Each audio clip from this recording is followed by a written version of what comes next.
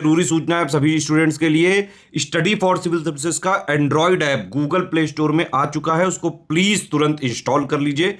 और अगर आप स्टडी फॉर सिविल सर्विसेज के सिर्फ ऐप से कोई भी कोर्स, कोई भी पीडीएफ परचेज करते हैं तो उसमें अप्लाई कूपन, अगर आप ज्ञान सर जो है आप उसमें अप्लाई करते हैं, ये कूपन कोड है, तो उसमें 20% फीस तुरंत माफ हो जाएगी। मतलब 20% डिस्काउंट तुरंत उसमें लग जाएगा। ज्ञान सर लिखना है, नॉर्मली ज्ञान सर स्मॉल लेटर में है सब कुछ, कोई स्पेस नहीं, कोई कॉलम नहीं, सिर्फ ज्ञान सर GYANSIR। इस तरह से अगर कूपन कोड लगाते हैं आप ऐप में बाई करने से पहले, जो अप्लाई कूपन वाले में आता है, तो 20% का डिस्काउंट तुरंत मिलेगा। वीडियो देखिए। नमस्कार दोस्तों, स्वागत है आपका हिस्ट्री के। हम लोग कर रहे हैं सेक्शन वाइज टेस्ट, उसके एक और वीडियो में। तो पूरी प्लेलिस्ट बनी है सेक्शन वाइज टेस्ट की, हिस्ट्री की। इसको आप अच्छे से फॉलो करिए। आपके BPSC प्रीलिम्स में इससे कई सवाल आपको डायरेक्टली देखने को मिल सकते हैं। तो चलिए आज के अपने लेक्चर को शुरू करते हैं। पहला सवाल है आज का, कह रहा हुमायूं ने मुनीम खां के पश्चात बैरम खां को अकबर का अतालीफ, यानी जिसको संरक्षक बोलते हैं, वो बनाया था।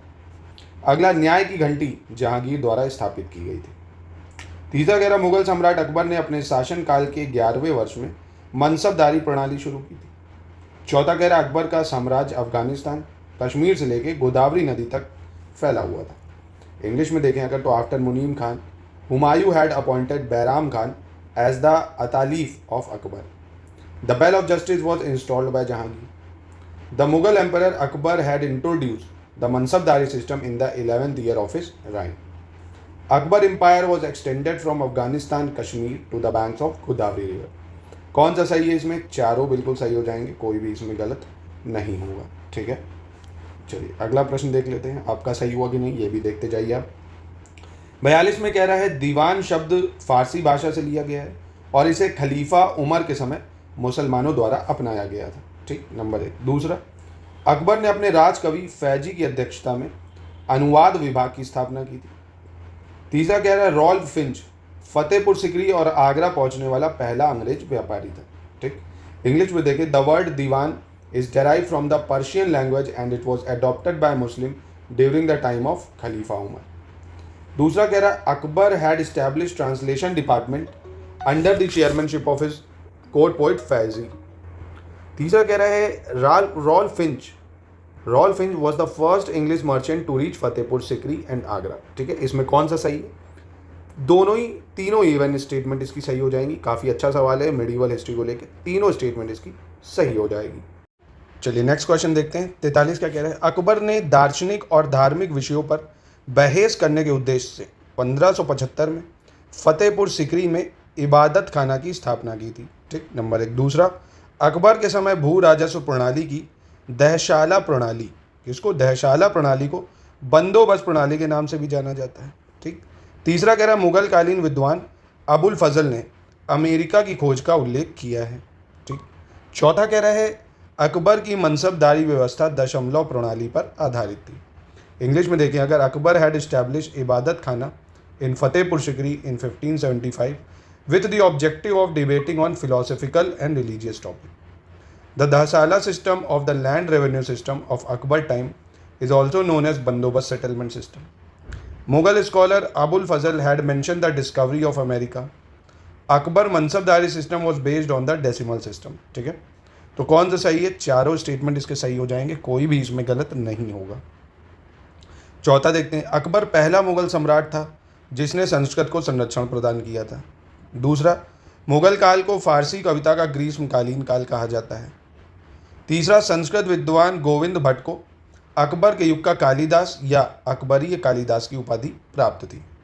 चौथा है, जैन विद्वान पद्म शंकर ने अकबर शाही श्रीनगर दर्पण लिखा था। इंग्लिश में देखें, Akbar was the first Mughal emperor who patronized Sanskrit. The Mughal period is called the summer period of Persian poetry. तीसरा, Sanskrit scholar Govind Bhatt was given the title of Kalidas of Akbar era और अकबरिया कालिदास। चौथा कह रहा, the Jain scholar Padma Shankar had written the Akbar Shahi Srinagar दर्पण।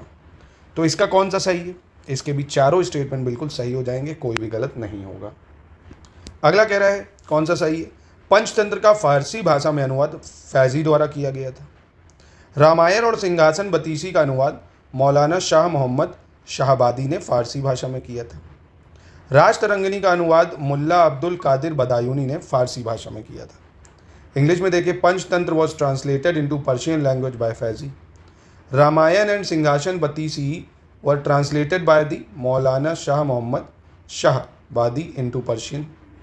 और Raj Tarangini was translated by Mulla Abdul Qadir Badayuni into Persian language.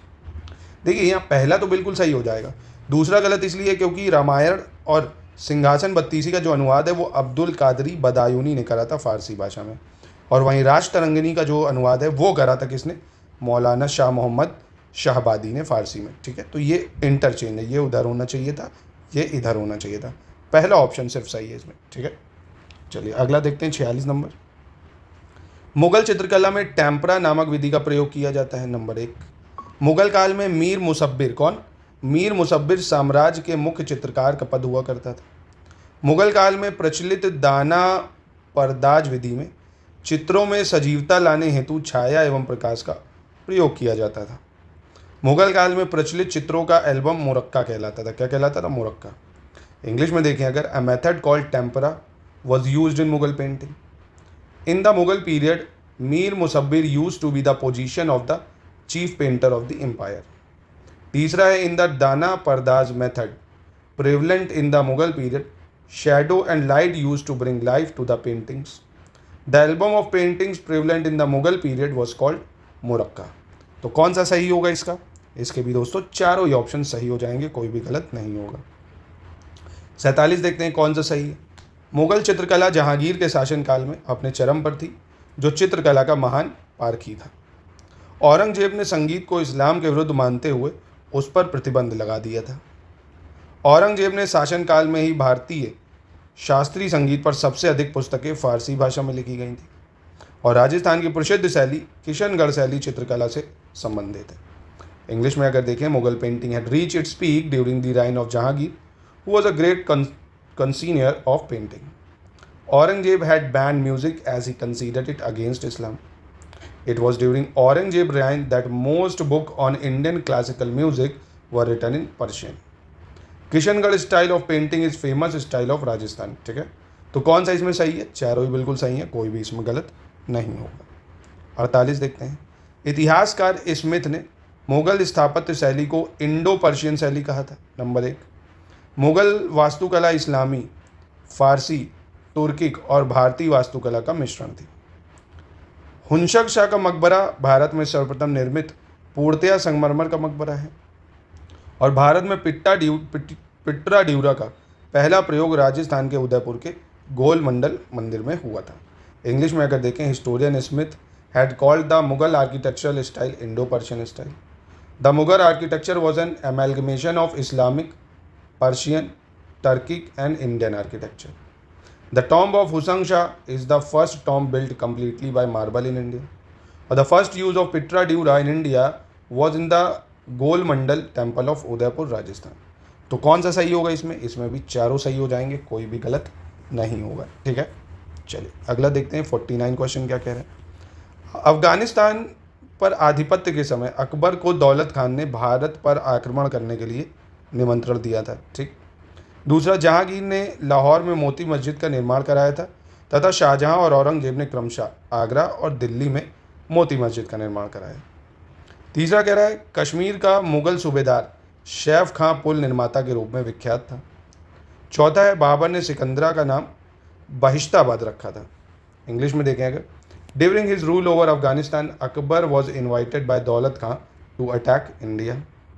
Jahangir had build the Moti Masjid in Lahore and Shahjahan Aurangzeb built Moti Masjid in Agra and Delhi respectively. Saif Khan, the Mughal governor of Kashmir, was famous as a bridge builder. और Babar had renamed Sikandra as Bashitabad. कौन सा सही है, तो देखिए पहला तो बच्चों को पता होगा कि अकबर को नहीं बाबर को बुलाया था दौलत खान ने, किसको, बाबर को बुलाया था। ठीक, तो पहला तो हो गया गलत, दूसरा सही है, तीसरा सही है, चौथा क्यों गलत है, क्योंकि बाबर ने नहीं अकबर ने नाम चेंज करा था सिकंदरा का बहिश्ताबाद, किसने, अकबर ने। तो 2 और 3 सही हैं, चौथा और पहला गलत है। चलिए 50 देखते हैं। खफी खां द्वारा रचित मुंतखब उल लुबाबा, क्या, खफी खां द्वारा रचित मुंतखब उल लुबाब औरंगजेब के शासनकाल का आलोचनात्मक विवरण प्रस्तुत करती है। औरंगजेब के 34 वर्षों के शासनकाल पर प्रकाश डालने वाली कृति फुताहत ए आलमगिरी ईश्वर दास नागर द्वारा रचित है। दारा शिकोह द्वारा रचित पुस्तक मजमा उल बहरीन में हिंदू धर्म और इस्लाम को एक ही लक्ष्य तक पहुंचने वाले दो रास्ते बताए गए हैं। इंग्लिश में देखें, Muntakhab ul Lubab written by Kaifi Khan present a critical account of Aurangzeb reign. Futuhat Alamgiri, a work that throw light on Aurangzeb 34 years of rule, is written by Ishwar Das Nagar. In the book of Majma ul Bahrain, written by Dara Shikoh, Hinduism, Islam are described as two paths to the same goal. कौन सा सही है इसमें? इसमें भी चारों सही हो जाएंगे, कोई गलत नहीं है। तो ये दोस्तों आपके 50 क्वेश्चन पूरे हो चुके हैं और 50 की जगह आप इसको मानिए 50 × 4 200, क्योंकि सब 4 स्टेटमेंट वाइज हैं। आपके एग्ज़ाम के लिए बहुत रेलेवेंट है। इस तरह की complete test series study for civil services पे पेड क्विज लगातार आप फॉलो करके स्टडी मटेरियल को पढ़ के प्रैक्टिस करके आप अपने बीपीएससी की प्रिपरेशन को और अच्छे से कर सकते हैं दोस्तों, इन नंबरों पे कांटेक्ट करें।